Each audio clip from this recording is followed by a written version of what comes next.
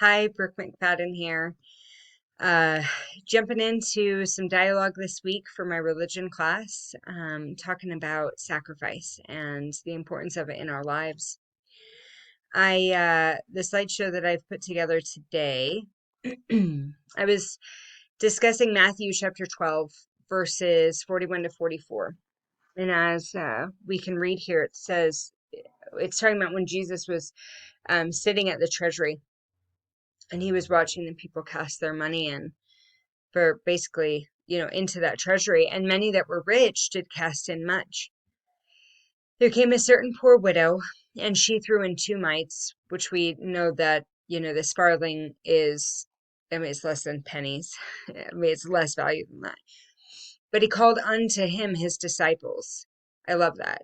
Come unto me again, right? And saith then unto them, because obviously they showed up, they came to him. Verily I say unto you that this poor widow hath cast more in than all they which have cast into the treasury.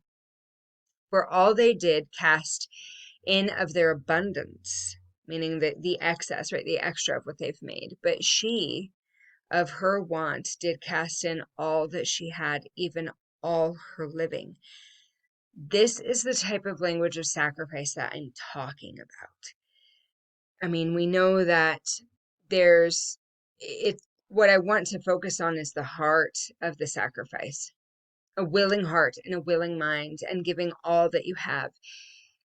The Lord is seeking all of it. He wants the full submission.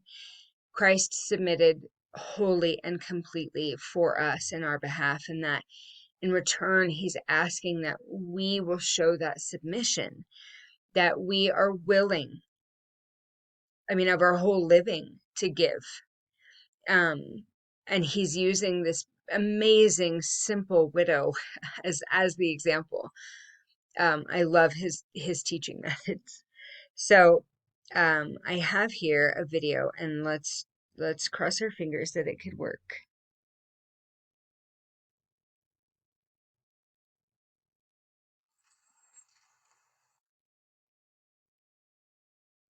I want it to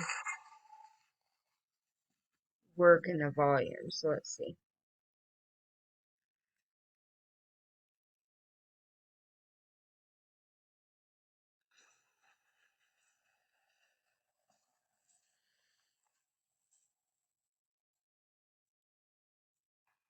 We see this widow.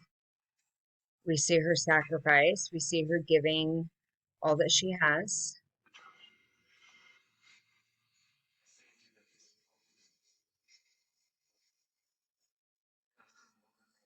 We see that Christ is explaining about the widow.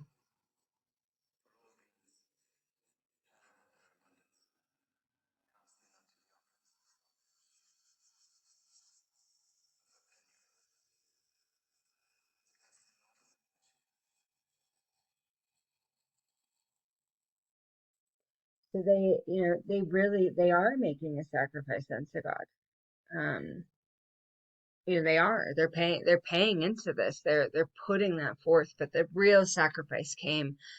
She gave up, her life. This last of what she was having. So Elder G. Todd Christofferson has this quote. He's talking about, he's encouraging the social media interaction and being more willing, talking about our trust in Christ. He's then saying that most will respect your faith, but if someone is dismissive when you speak of the Savior, take courage in the promise that blessed are ye when men or women shall revile you for my name's sake, for great is your reward in heaven. We care more about being his followers than being liked or followed, shall I add, by our own followers. Peter counseled that we need to be ready always to give an answer for the hope that is in you. Let us talk of Christ. At the end, he says that the Book of Mormon is a powerful witness of Jesus Christ. Virtually every page testifies of the Savior and his divine mission. An understanding of his atonement and grace saturates its pages. As a companion to the New Testament, the Book of Mormon helps us better understand why the Savior came to rescue us and how we can be more profound excuse me, how we can more profoundly come unto him. So I love this quote in association with talking about sacrifice. There is a sacrifice in giving up, uh, being liked by your followers to being a follower of Christ. There, Father in heaven sent us here that we would help Christ's page, Christ's people, Christ's kingdom gain the likes and gain the following, and that we need to be directing our efforts towards him. That it's not our page or our lives that not have to be followed or liked. But we can be there. We can be a part of all of it. But we understand that as we're reading the New Testament, we're reading that in companionship with the Book of Mormon.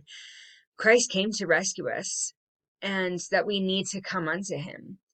He invited his disciples to come unto him so he could teach them about the treasury. He could teach them about what was happening. The whole world was happening around them, but he gave them an eye single to the glory of God. He gave them a window into how God was watching this sacrifice being happening right in front of them.